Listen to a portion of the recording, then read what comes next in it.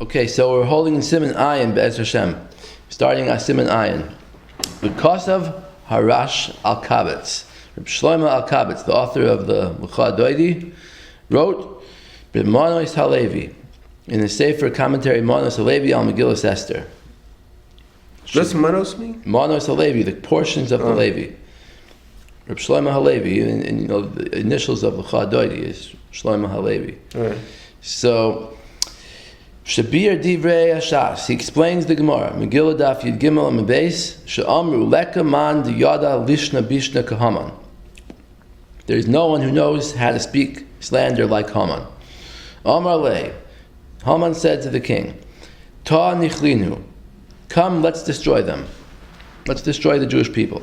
So Amar Le, Zachashveir said, Mistafina Me'elakav, I'm afraid of their God.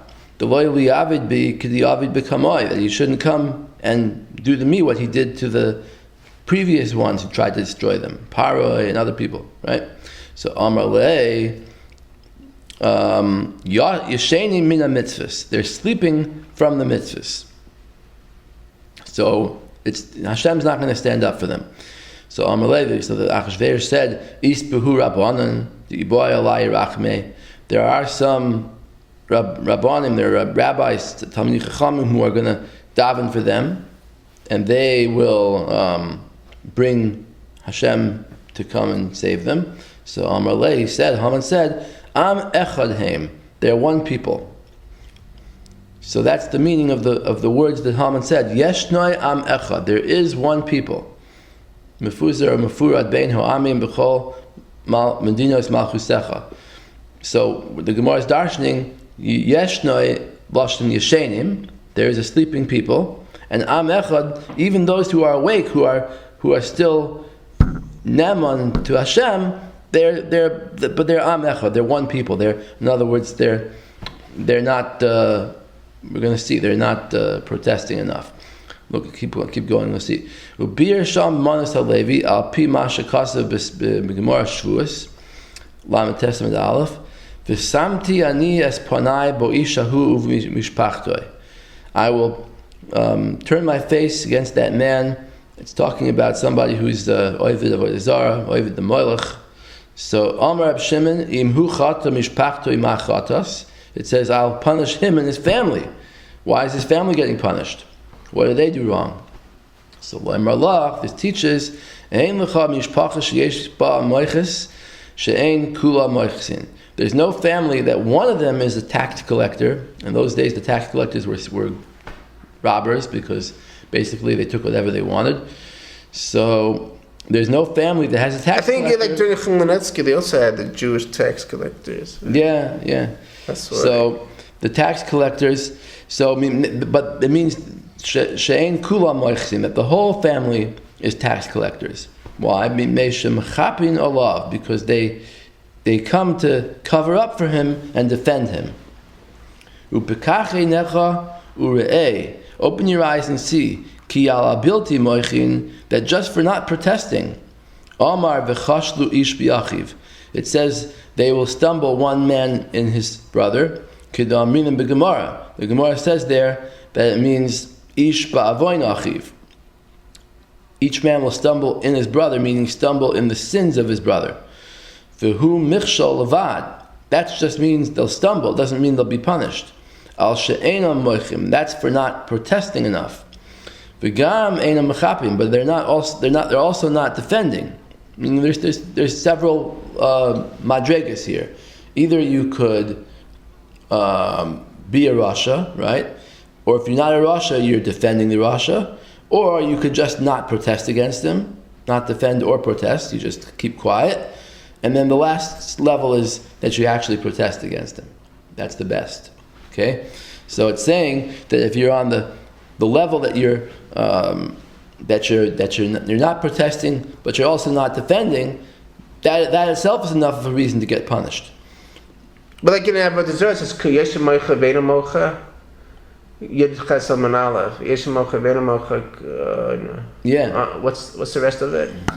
Anyone who has the ability to protest against something called Mishayesh Biyado Limchais Eina Mocha Nena Shalav. He gets punished together with that person. So just for not protesting, you're considered v'chashlu ish b'achiv. There's an element of being punished for what your brother did. So v'al machapim, but if they actually defend the sin, amar shehem ki'over aveir. That's on the same level as those who do the aveir. U'kumoisha amru zal al pasuk v'samti anis ponai bo ishahuv mishpachtoi. This is the pasuk that Gemara quotes, that Hashem will punish the family of the person who did avodah zarah. Shaloi dai, shaloi michu. It's not only that they didn't protest, ela shechipu, they defended. Ad kan toiref devarav. That's the summary of his words. If you look at the Gemara inside, take a look, more Shvuas Daf Lamates, you'll see that even for defending, the punishment is not exactly the same as the sin. Take a look, it says, this Gemara is talking about the oynish of a shvua, of a false oath. So it says, let's see. Okay, it's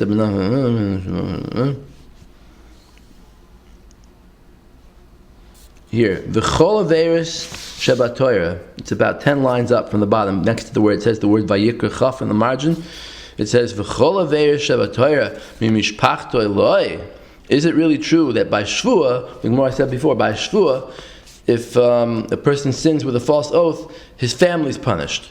But all the rest of the things in the Torah, all the rest of the averis, if you sin, only you're punished. Nobody else is punished, right? So it says.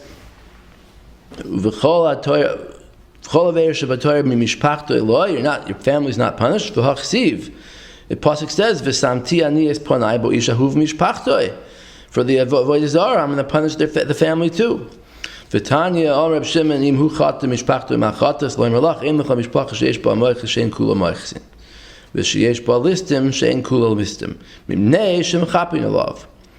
so you see the family's punished too?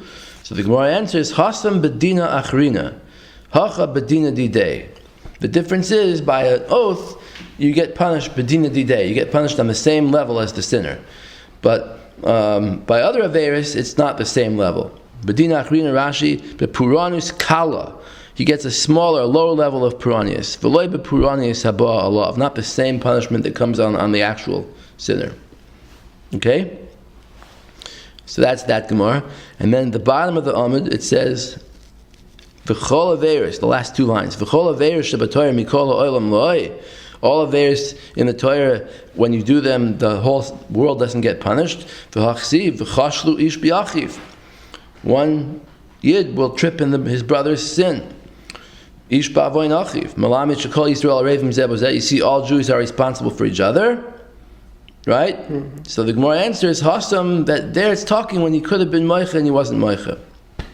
That's the next element. But the point is that you see from this that there are different madregas, right? If you could have been Moicha, then you get this v'chashlu ish b'achiv punishment. If you actually were Mechape, you actually defended the sinner and were Malamet Zchus on him, then you get the bigger punishment, but still not as much as the punishment itself. And if you actually, but by a shvua, that's the highest madrega. By a shvua, you get the actual punishment. Oh, so the Maimon Kais is from this. This is one of the places, not the only place. It's Sanhedrin also. Yeah. So what do you see? But here, I guess the Rebbe could have said he doesn't. I don't think he's going to say it, but if he could have said that here we're talking about the Shalosh Shvuos, Zionism, right? So the Shvua. You can go to the top level of this Gemara. In the Hakdama to Vayom Moshe on the first page, he speaks about this Gemara. Anyway, did that have my body? But the point that the Rebbe is making with this whole paragraph is that we shouldn't be Malamet Zchus on the Zionists. And in the previous simon, he was talking about the Birkas Aminim. That's why it ties in. He was talking about the bracha that we make in Shemon Esrei, V'lam al-shini mal tehi sikva, v'chol haminim kerega yovedu. And in that bracha, there was a story in the Gemara that Shmuel HaKatan was the one who wrote it, and then he davened for the Amud once and he forgot it, and they were going to take him down, except for the fact that he started the bracha, so that shows that he was trying to say it, he just couldn't remember it.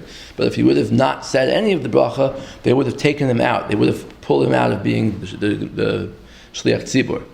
And the Gemara, so the Rebbe is marich here to explain how could it be that the very same man who wrote the bracha should be a min? How could he go from one extreme to the other, right? How could they be choshed him?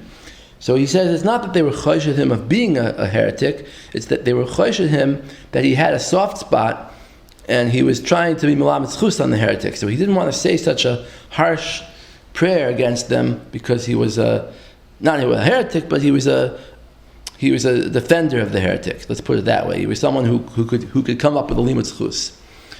So I'm going to show you a couple examples of how people came up with limud zchus for Zionists. Turn to the next page. This is, everybody knows that Rav Kook was melamed zchus on the Zionists, but this is Rav Yechiel Michal Tukachinsky, Ir HaKodesh VeHaMikdash. So he writes like this: HaChidush hu sha'afilu. He says, the secular Zionists take credit for being the ones who built up Eretz Yisrael. So he says, first of all, a lot of frum people came and built Eretz Yisrael. That's what he said in the previous paragraph. But he says, HaChidush hu. Is he referring to the Yeshiva Yashon? Sort of. I mean, not just the Yeshiva Yashon, but also the people who started the first farming settlements.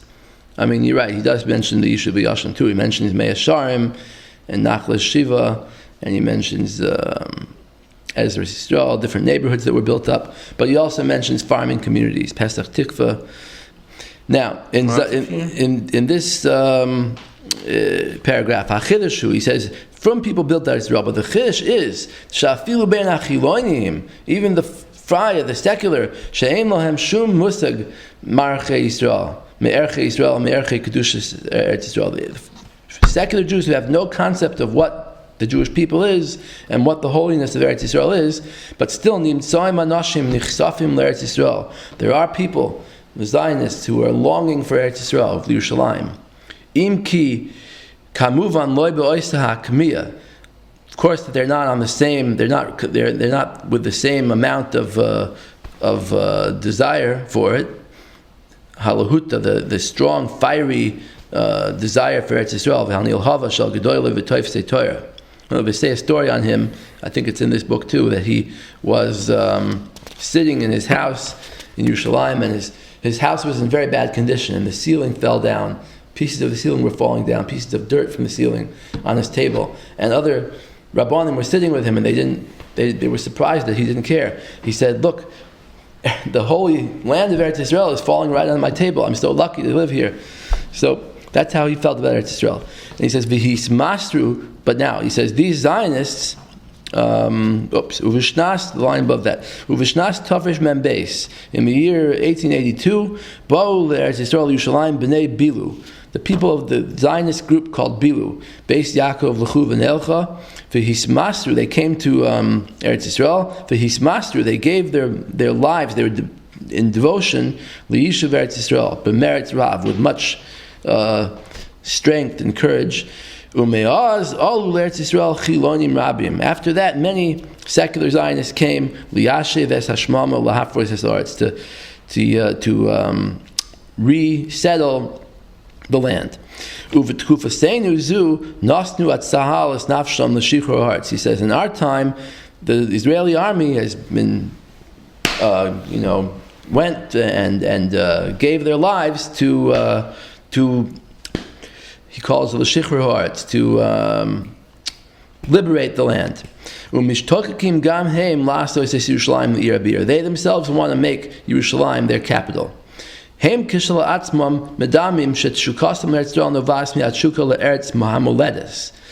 says the Zionists themselves just want a homeland. They don't care about religion. But he says that's not really their reason. There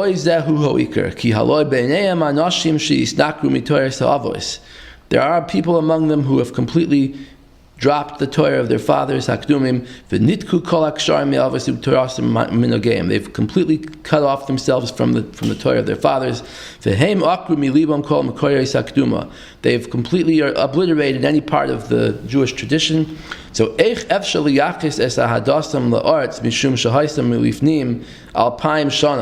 moledas lo'isam ha'avos she'enam roitzim lahakir b'am. It says they don't believe in the whole Torah. They don't believe that the Jews even are. They're not bearers of the tradition of Yiddishkeit, right? So why should they love Eretz Yisrael? Because it has to do with their fathers that they don't want to be part of.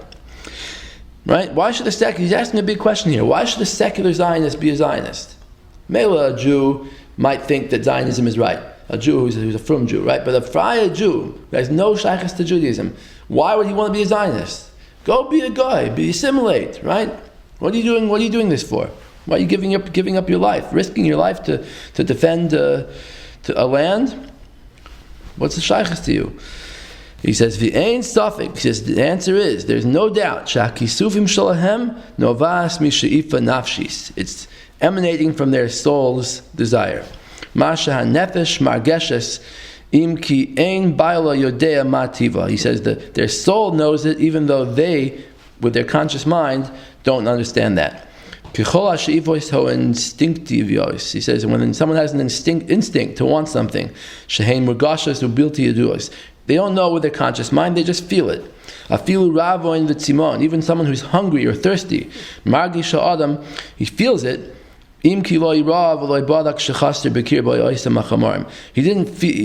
make an endoscopy into his stomach to see if there's anything missing. He didn't do that, but he feels his hunger. Even a 1-day-old baby can cry out for food, right? All the animals could cry for food. And even the vegetables, the plants also can feel. Margishim beli kol musik. Even they don't have brains, they have no idea, but they feel the need for food and water. The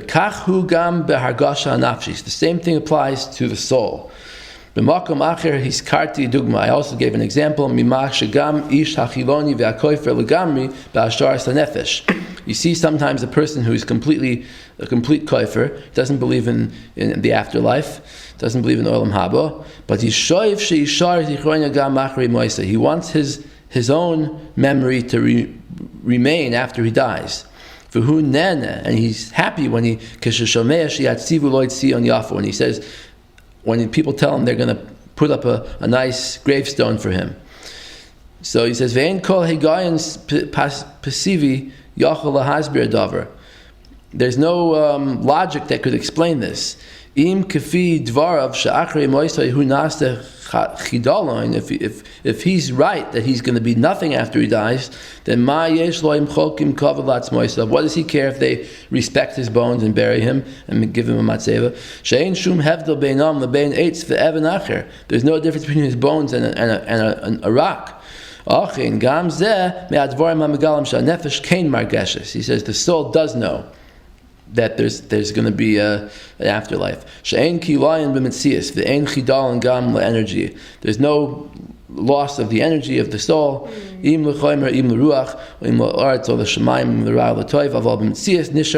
There is somebody left after death. The point is, so he's going back to the Zionists. The Zionists want to conquer Eretz Yisrael because they feel with their souls that this is holy. So that's an example of how to take Zionism and make it holy, right? That's just Mamash Rav Kook. People don't think of him like Rav Kook, but this is what he said. Who this Rav Tukachinsky. But instead of that, the Satmar Rebbe is telling us. You know, Rabbi Beck's book. The Rebbe is trying to argue that you shouldn't. It could be true, but you're not supposed to say it. That's his point. You're not supposed to be mechapa. Being mechapa means to go and say a limud zchus on a rasha and say, Ben Gurion, he was deep in his soul, he was a good man, he was a tzaddik, and he wanted to do for Eretz Yisrael. If you do that, then you're being makar of yourself. They wanted to be Shama Klal Yisrael. Yeah, they wanted to Shema Klal Yisrael. So the right way, according to the Rebbe, the right way to approach Zionism is not to say this, but rather to say why. So what's the answer to his question? And is that another pshat for haGuela about Tamura? Like Zionism is a Tamura for Yiddishkeit because they say I don't have to keep Shabbos kosher. Yeah, it's a good point. But anyway, so he's saying that what's the Rebbe's way to answer this question that Rav Tukachinsky asks? He asks that why would a secular Zionist give up his life to defend Eretz Yisrael and build Eretz Yisrael? So he would say nothing to do with Yiddishkeit. It has to do with nationalism. Back in the days of when Zionism started, there were a lot of nationalistic movements that were starting. So they copied it, that's all. They wanted to be just like the Goyim, have nationalism, so we want to have a nationalism. Right? Herzl said you can unite people behind a flag. People will live and die for a flag. So, okay, we'll make our own Jewish flag and we'll fight for that. And also, can't you say the same thing for the Bar Yan? So that's an example of being mechapel, of being melamed zchus. One more example I brought here is from more recent times. This is an article from Reb Moshe Sternbach, Shlita, about the story that happened with Porush. Porush, one of the Chavri Knesset, invited Bibi to his wedding, and he came in, and they played a whole song for him, Yedid Hashem, Yishkoin Allah. The Binyamin Amar, yeah. So, Rav Sternbach says, he's dazati lishmoya. In the color, the shaded area. He's dazati lishmoya. I was shocked to hear al echad meirashehu aguda, on one of the leaders of the aguda, shehisi es benoi, lifnei kashavua, that about a week ago he married off his son, shehis kabed, and he was honored lahazmin l'simchas hashavet brachas, to invite to the shavet brachas as rosh hakoifrim, rosh hamemshala Binyamin Natayahu shem Rishayim Yirkav. When the apikoros arrived at the wedding, they started to play with the orchestra started to play the Binyamin Amar Yedid Hashem, the famous song, the Binyamin Amar Yedid Hashem, right? So b'chayotzi boy b'shar dvarim shel chanufa. It's not believable that someone could be proud to invite such a rasha. Mechal Shabbos, Oichel Shkatzim Ramasim, Mumar L'chol HaTorah Kula, She'oiver Al HaChamura She'B'Chamuras. He transgresses any aveir in the Torah, it doesn't matter what. Not only that, they call him B'Toyar Yedid HaKadosh Baruch Hu. He's the friend of Hashem. What does Torah mean? The title. And they're actually denigrating Hashem. Shehu Yedid Kavyachol Ima and Rasha Kazeh. They're saying he's a good friend of such a Rasha.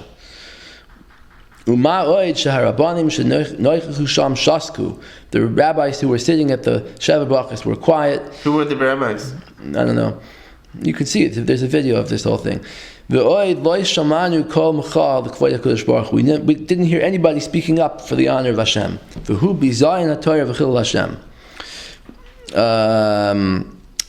And he goes on and on about this, and he says over here, V'da, on the second column, 6 lines down, V'da, shepasuk zeh leBinyamin Amar Yedid Hashem. He says, this pasuk, Yishkoin Alav, Letach Alav, Harei Meshabeach es Binyamin.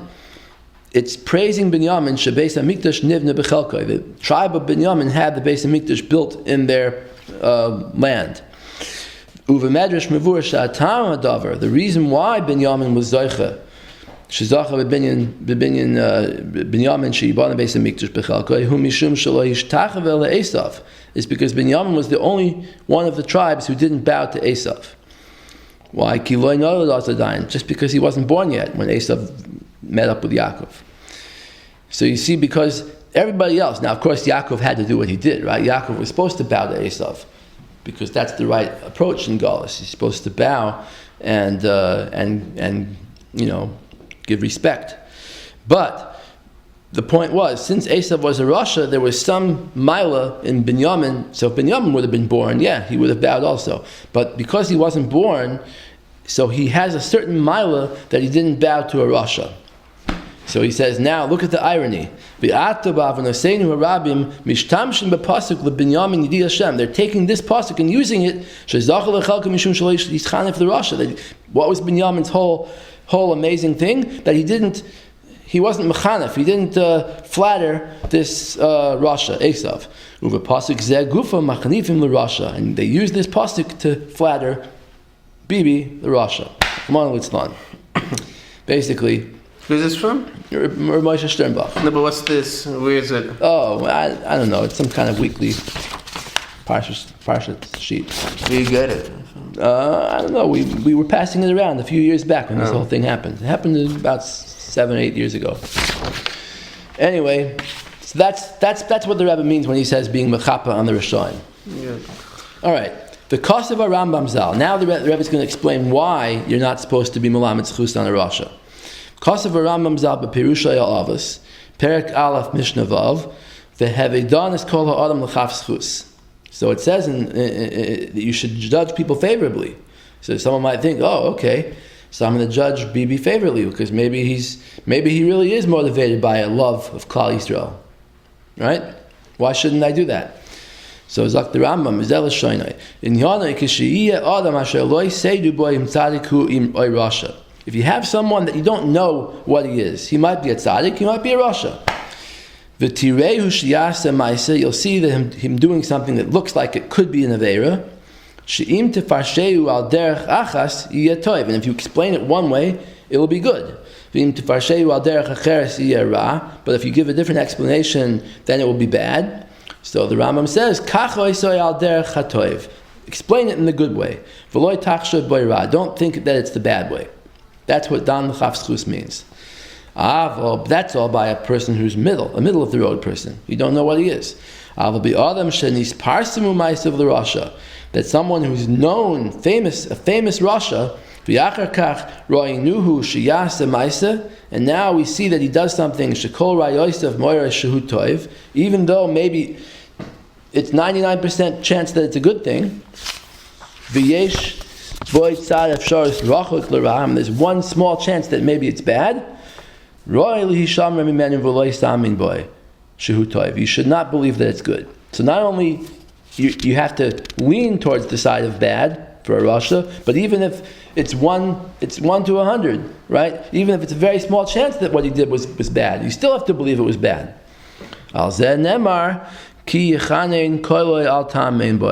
Even when he pleads with you, don't listen to him. Don't believe him. He's full of disgusting things in his heart. Ad kan l'shoin Rambam Zal. Mevura, we see from the Rambam, the misha ma'asav mefursamim l'rasha. Someone who's known to be a rasha. Ein roi ladunai l'chaf zchus. We don't judge him favorably. So we don't say, oh, he's motivated by his inner soul of being a yid, and that's why he wants to be a Zionist. No. We say, no, he wants to shmad the Jewish people, or he wants to be a nationalist like the Goyim. We want to judge him non-favorably, right? Unfavorably. Even though, really, it's more likely that it's good. It's only a very small chance that it's bad. We have to judge him unfavorably, not to believe that he's good. So that's the real reason why you're not supposed to be Dan L'chaf Zchus. Now, take a look at the chinuch over here, and then you'll understand the reason for this. Oh. Sefer HaChinuch in Mitzvah Reish Lamed Hey, the mitzvah of judging favorably. Yeah, you got it on top there, by the mark. The last 3 lines of the page.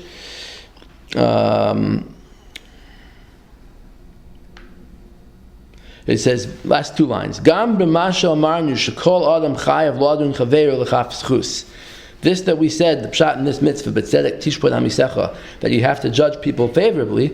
Shehu b'chal hamitzvah, that's part of this mitzvah. Yiyas siba li yois bein anashim shalom v'reis. This will be a cause for peace among people, because when they judge each other favorably, they're more likely to be friends. If you think your friend did something bad or maybe good, right, and you judge him that it was good, you'll be his friend. The whole purpose of this mitzvah is to benefit the settlement of people, the community of people, in Yosher Adin, with either the first pshat in the mitzvah, which the Chinuch explained before, it means to be just in your judgment, in your bezdin. And also to bring peace among them, because they won't suspect each other of being bad, if there's a tzad to say that they're bad. So he's saying the reason why we have to judge favorably is in order to promote peace, to be at peace with other people, good relationships with other people. So according to this, we understand why when it's a rasha you don't do it, right? When it's a rasha, you don't want to judge him favorably, because that's going to lead obviously to what? It's going to lead to that he comes to your weddings, and you dance with him, and you make friends with him, and everything, right? That's where it leads. So the Rebbe is saying, don't be Melamed Zchus on the Tzionim, because you're going to end up being the best friend of the Tzionim. You're going to be a Tzion yourself if you do that. Okay.